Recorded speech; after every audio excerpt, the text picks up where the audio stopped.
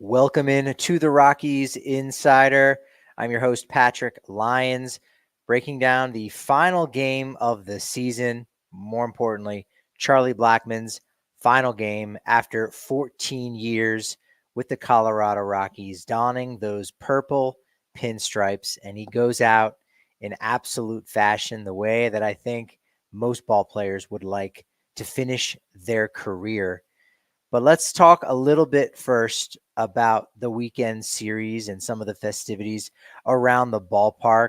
Rockies did get swept by LA, who didn't have very much to play for, and manager Dave Roberts on Friday basically said that they weren't going to push to try to get the number one seed.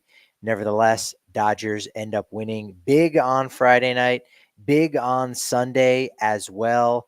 It was a really rough look there, and 13-2 loss. Almost a double SoCat. They almost got 14 on the Rockies, as Antonio Senzatella wasn't particularly sharp. Just his third start after coming off the IL following Tommy John surgery last summer. So that's all right for him.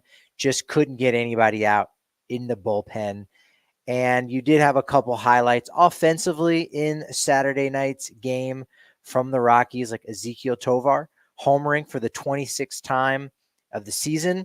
He is going to finish the season with a team high of home runs. The now 23-year-old, age 22 shortstop, Ezequiel Tovar, leads the Rockies in home runs, has 75 extra base hits this year. Really impressive stuff in his second full season in the majors. Tovar went 3 for 4 in his 26 home runs, sixth most in a single season by a Rocky shortstop. He had an extra base hit in his final 3 games going into Sunday, 7th extra base hit streak of 3 or more games this season. And he actually became the 7th player to record 175 or more hits, 45 or more doubles, 25 or more home runs during their age 22 season or younger, joining Rafael Devers, who did it in 2019, Albert Pujols in 2001, A-Rod with Seattle in 1996, Cal Ripken Jr., 1983 for Baltimore. These are all Hall of Fame type players. Jack Clark did it also in 1978 with the Giants, and in 1934, a Hall of Very Good Hal Trosky did that. So great job by Ezequiel Tovar this season, taking another step forward, really becoming a player that I think a lot more folks outside of Denver, a lot more outside of Rockies fans recognize. Brenton Doyle also has done that this year. We didn't see him very much. He played a little bit to start the game on Saturday before exiting. I did not put this out anywhere on Twitter or social media, but in talking with him Saturday after the game, he said he's going to get some kind of a shot, I believe, maybe cortisol in his knee, patella tendonitis, and he's going to have to take a little bit of downtime, but for the most part should have a normal off season. So banged up. And that's just how it goes when you play as hard and as aggressively as he does. Should he not play the game so aggressively in center field because of some of these injuries that plagued him a little bit towards the final stretch of 2024? Absolutely not. That's his game. That's his style. Doyle wants to continue playing that way, and manager Bud Black wants him to continue that way as well. And he's going to continue to play in that aggressive, tough-nosed fashion. So not so good on Saturday, the 13-2 loss with Yoshinobu Yamamoto, the 100th loss of the season. It's going to go down as the second worst in franchise history and the second consecutive 100-loss season for the Rockies. Very strange for a home team to lose their 100th game of the season and still sell out. The 8th sellout of the season for the Rockies at Coors Field.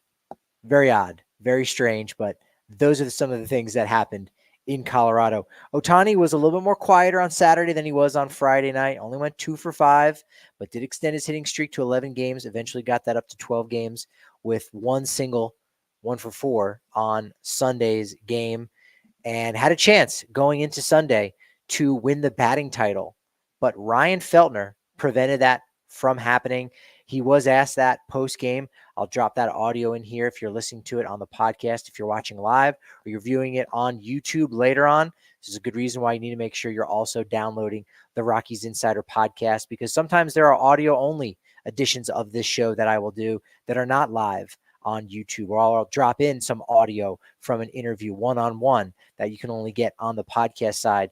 But here's Feltner talking about what it was like deciding the NL batting title. He ends up going 0 for 3, or rather Ohtani goes 0 for 3 against Feltner, and that really sealed the deal. Ohtani was able to get a single in his fourth at bat, but not enough. Luis Ariz is going to win the batting title, which means no Triple Crown in the National League. We'll have to wait yet another year for Ohtani or someone else to do that. In 1937, Joe Ducky Medwick for the St. Louis Cardinals, the last player to win a Triple Crown in the National League. Have to wait a little bit longer for that. But Feltner was fantastic. He went 6 innings, started the 7th, couldn't finish that, walked the leadoff hitter in the 7th, gave up a single, and then Luis Peralta came in, closed it out. So those inherited runners did not score. He finishes with 6 innings. I believe he gave up 2 hits, walked 2, struck out 3. That's a rarity. Only the 4th time a Rockies pitcher at home at Coors has gone 6 scoreless innings, allowing 2 hits or less, or 2 walks or less. So really great job by Feltner. He finishes 2024 with a 2.98 ERA over his last 15 starts. First Rockies starter with a sub-3 ERA through any 15-start stretch since Germán Marquez during his All-Star campaign of 2021. So when people ask, hey, Ryan Feltner, did he have a good year? How are his numbers? All-star worthy here in his second half.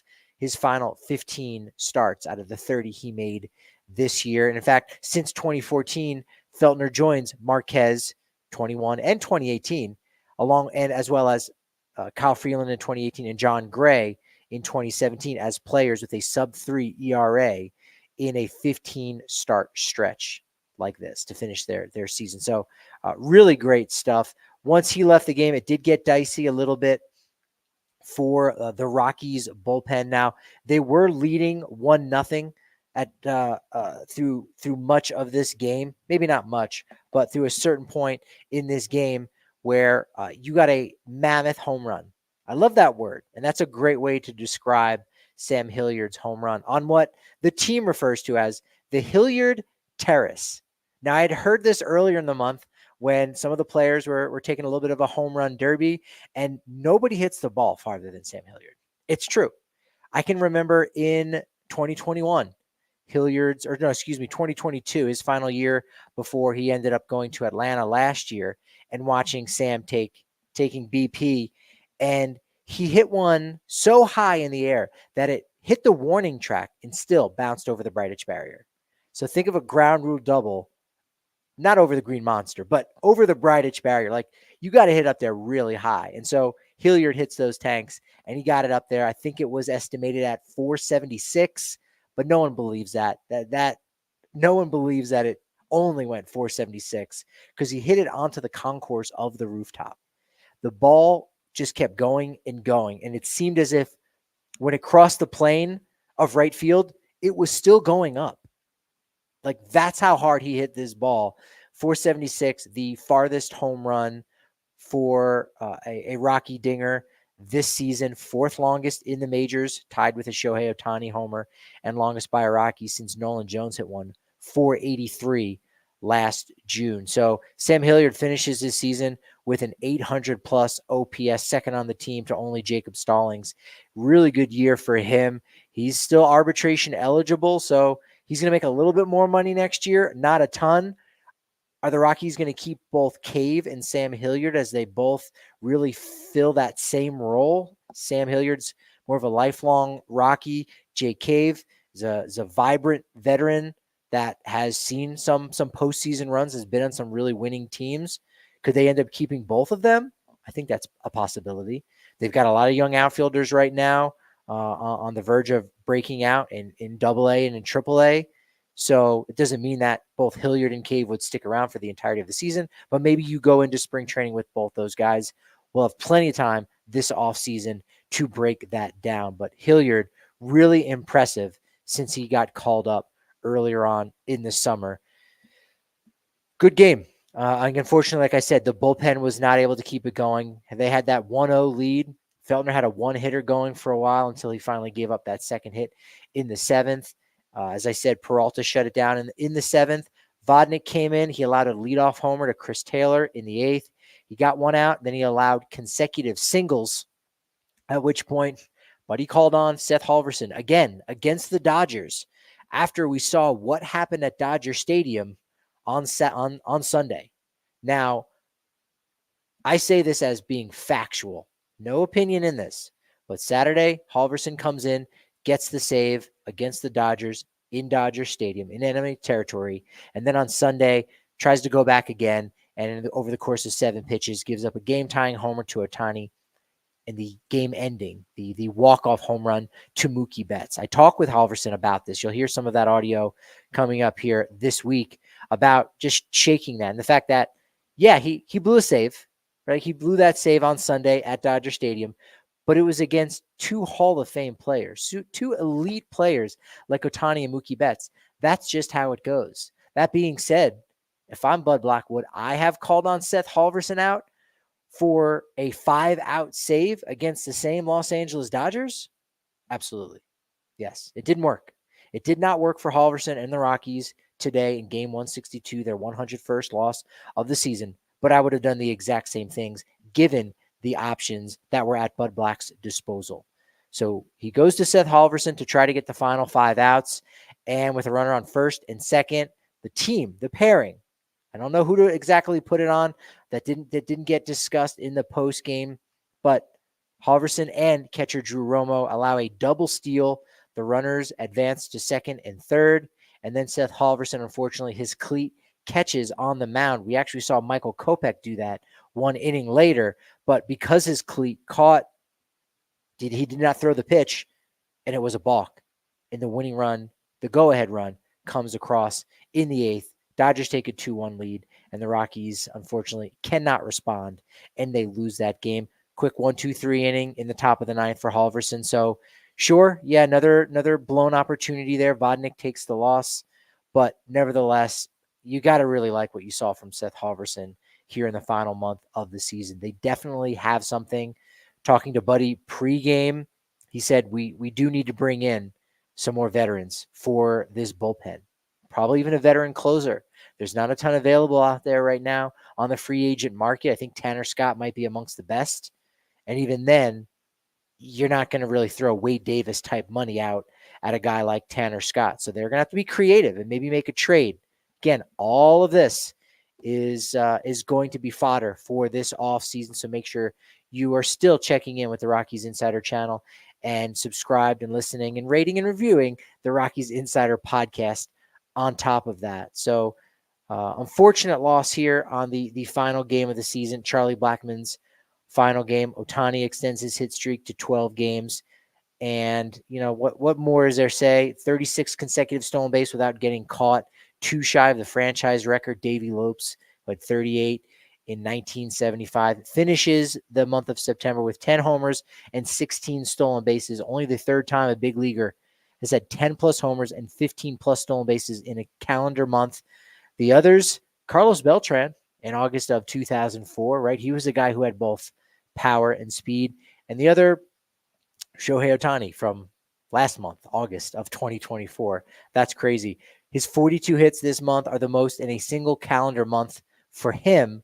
His 411 total bases this season tie Barry Bonds for the 5th most in a single season. And I might need to look this up here while I'm talking.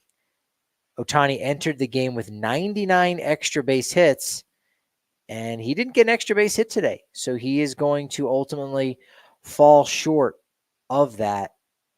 Yeah, the quick math, 34 doubles, 3 triples. That's 45 plus 54 home runs, 99, which means Todd Helton still amongst other players. But Todd Helton, the last player with 100 extra base hits in a single season. 2001, did it in 2000 and 2001. Only player to do it back-to-back years, Hall of Famer Todd Helton. And since we're talking about all-time Colorado Rockies greats, let's talk about Charlie Blackmon. Charlie Blackmon's final game. Beautiful, beautiful day. I was lucky enough to have a couple words with him before the game to just thank him, shook his hand, and, hearing him say my full name was something I won't forget, because I talk with these guys and we have a rapport, and I don't know how much, they know me as just, this is just this guy who comes in the locker room. And yeah, he's a reporter. He's been around a while, but you never know if they know your name. And there's some relievers or rookies on the team that are thinking the same thing. Do they even know who I am? Well, it was really cool for Charlie to say my full name. Like, oh, I figured he knew me, but you know what? That was nice. He showed the apron that was hanging up in his locker, something. I don't know if it was more of a cooking apron or something when he's doing woodworking, but it had patches from all his all-star games. The clubhouse guys gave that to him. So that was really neat. Just those 15 seconds sharing that moment, because he was a man that didn't have a ton of time. It's one of the reasons why you didn't see him out there before the game exchanging lineup cards with the Dodgers. Would have been actually pretty cool if it was Blackmon and Kershaw exchanging lineup cards. Now that I think about that, doing a little fantasy booking, that would have been really great. Nevertheless, Charlie had a ton of things going on, so really grateful to have that memory. But throughout the game, the entire week, there were wonderful messages recorded for Charlie. Jim Tracy, his first ever manager, recorded something for him. And then today alone, on his final game, you saw videos from Trevor Story, Nolan Arenado, and Todd Helton congratulating Charlie Blackmon and giving him praise for his tremendous 14 seasons in the majors. Pre-game, during the ceremony, there are so many things to run down. First off, he got a truck. They gave him the Toyota Tundra that usually hangs out in left field. I had noticed a couple days ago that the Tundra was gone, and I've seen that space empty before. Whenever I've gone into Coors Field during the off season, they're working on the turf, either I'm there for an event, whatever it is. And there's a fence actually behind the Tundra. So if you were to actually go out there and look, or maybe have a drone, it looks cool. It almost looks like there is a truck on the field with the fence behind it. I think it's listed at 485. If you hit one out there, it's 485 feet. But the truck was gone. And so you could see that fence, and I didn't think anything of it. I wasn't thinking about even, what they were going to give Charlie. I know Todd Helton, in his final game at Coors Field with the Rockies, he was given a horse for his ranch down in Tennessee. And for this one, a Toyota Tundra with the number 19 on the hood.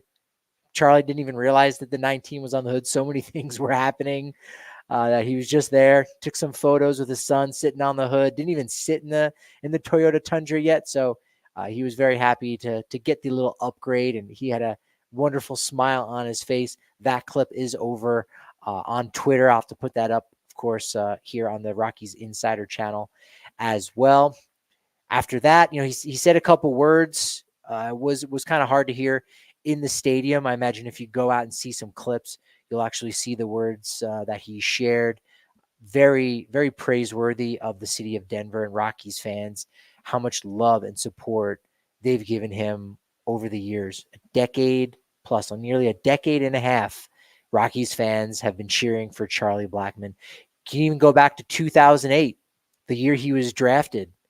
There's only 3 active players in the majors right now who have been with their organization longer. Clayton Kershaw, Jose Altuve, and Salvador Perez, who was signed as a teenager back in 2007. That's it. Charlie Blackmon is an all-timer in that way, for being with one franchise and representing through, the thin, the thick of 2017 and 2018, and then some more thin years again. Nevertheless, Charlie Blackmon, just tremendous career, special player, says a couple words, gets the truck, and then his kids, Josie and Wyatt, throw out the first pitch. That got me all choked up. I'm a softie, if you didn't know, but I just seen him with his family and the national anthem standing out there, holding his son Wyatt, showing that, not even intentionally. There's no PR team out here trying to make Charlie look good and get ready for the next stage of his professional career or a career in show business, something like that. No, he's just there with his son, in his arms for the national anthem, walking around the stadium too for parts of it, for fan appreciation, a really nice touch that the Rockies do.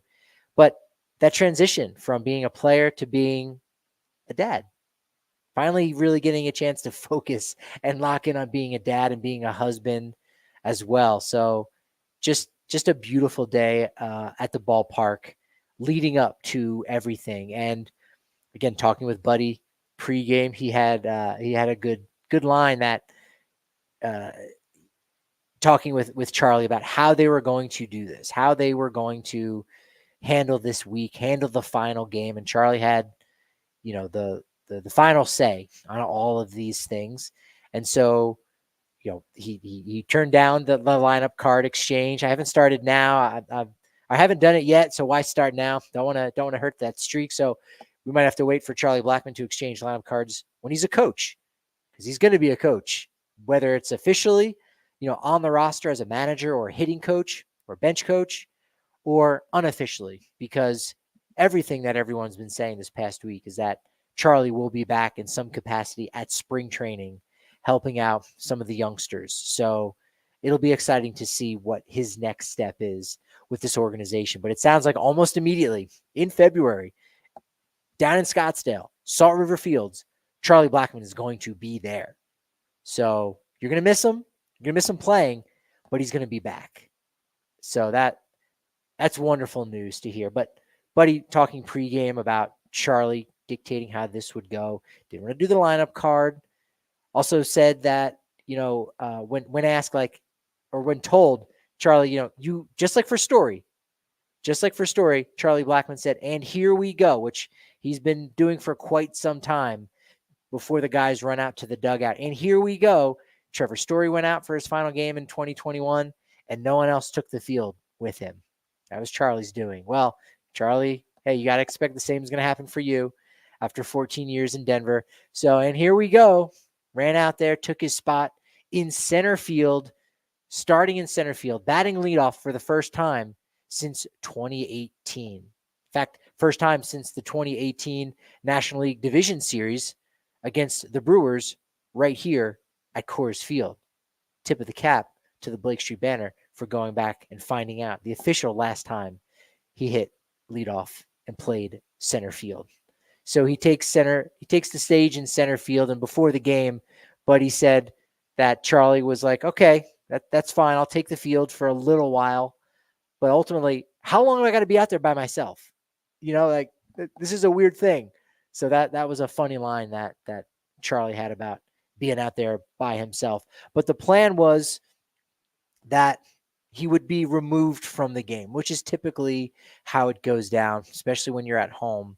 Your final game is you're removed, so you have that moment of leaving the field, walking off, and everyone can acknowledge you walking off rather than, putting your helmet down and walking into the dugout and then not coming back out again. No one really knows what's happening. Or, hey, it's your final at bat, and then you just don't go and take the field again. This was something that is just common. It's typically orchestrated in that way. So if he had gotten out in his final at bat, he would have taken the field in center, and then boom, there would have been a switch and he would have exited the field that way. But as it were, it didn't have to go down that way. Charlie Blackmon stepped to the plate for his second at bat of the game, final at bat of his career, base hit up the middle. And that's it. That's a career for Charlie Blackmon. He comes out of the game. Jordan Beck comes in as a pinch runner, gets a standing ovation, and, looks around the field, touches his heart, tears welling up in his eyes. And that's a career. And then the game continues. It goes on. The game continues to go on after players leave. It's bittersweet. It's beautiful. It's painful at the same time, but that's how it should always be. The game continues after we all step away. It can continue to go on without us. We helped it go on and continue. And so for Charlie Blackmon, he absolutely helped this game continue to be better, to be brighter, to be quirkier, particularly right here in Denver. So congratulations to Charlie Blackmon on an amazing career. It's wild to think that this is his final game, September 29th, 2024, and that Todd Helton's final game was also September 29th, 2013. And it was also against the Los Angeles Dodgers. That's baseball, right? That's baseball. The two longest tenured Rockies, only Rockies, both play their final game on September 29th. Wild stuff. Speaking of wild card situation is pretty crazy. I definitely plan on talking a lot about the playoffs, breaking down this 2024 season, a lot of ups, a lot more downs. But to give you a little update on the National League wild card race, we still don't know who's going to be in. We know that the Padres have the first seed, but the doubleheader tomorrow in Atlanta, where the Mets got to travel all the way back after those two canceled games because of Hurricane Helene, they're finally going to play those. And there are scenarios in which Atlanta moves on and it takes the number 5 seed. There are scenarios in which the Diamondbacks move on and they get the number 6 seed. And there are other scenarios in which the Mets might be the 5th or the 6th seed. So it's all about what ends up happening. But if both Atlanta and New York can win a game, then you're going to have both Atlanta in New York. But if there's a sweep by one of them, whoever gets swept is going to be the team that does not have an October to play for. So 2 very special games, doubleheader, going to take place on Monday, and both of them do need to get played too. So they won't be playing one and then ending it right there. So they're going to have to play both. Chris Sale going in that first game for Atlanta to try to get that done, try to get them into another October and go on a run despite not having Ronald Acuna Jr. and Spencer Strider for the majority of this season. So a lot still on the line for those teams. And then we got an entire month of postseason baseball. It's not a postseason it's not a postseason with the Rockies, as we know, with this being the 6th consecutive losing season for Colorado. This is actually the 3rd time the Rockies have lost, or rather have had a sub 500 record for 6 seasons in a row. It's never been 7 straight, but 3 different times they've had 6 consecutive losing seasons. From 2001 to 2006, they won 431 games. From 2011 to 2016, they only won 420 games. And then these past 6 seasons, if we extrapolate for the pandemic shortened season of 2020, we're talking 403 wins. So a 415 winning percentage over the last 6 seasons. Not great. Things got to change. Things need to turn around. Bud Black, will he be back next year? We're going to have to wait word in the next week or two, but all signs indicate Bud Black will be back for 2025. And all signs indicate that Bill Schmidt is going to have to make some serious moves, some big trades, maybe some shrewd free agent pickups this offseason if the Rockies are going to bridge the gap so that 2026 can be their year to get in contention. You know, with what the Tigers were able to do late in the season this year and what the Royals were able to do after losing 106 games in 2023 to making the postseason this year, anything is possible now. Anything is really possible. So with all these young guys coming up and all the positive momentum that they built in a lot of ways for some of those players, 3-game sweep by the Dodgers aside, because of all that positive momentum, you know what? It's not crazy to think that maybe the Rockies could make the postseason next year, or at least be relevant and be around 500. I think that very much is going to be a possibility, even without major transactions this offseason. But nevertheless, I will be here to let you know all about those transactions, all about those moves, those trades, those deals, those signings, and so much more this entire offseason on the Rockies Insider and Rockies Insider podcast. Make sure you are downloading those, subscribing, reviewing, because those things really go a long way, especially for something that is free that's going out there to all you hardcore fans. At Patrick D. Lyons, at Patrick D. Lyons MLB is my handle over on the social medias, as well as at Rockies_Insider. Thank you so much for joining me on this final day of the regular season for the Rockies.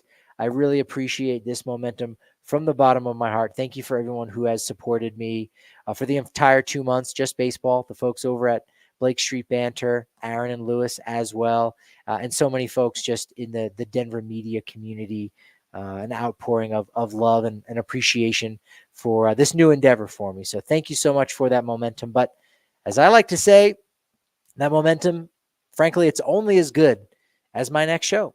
So, of course, I will talk to you then.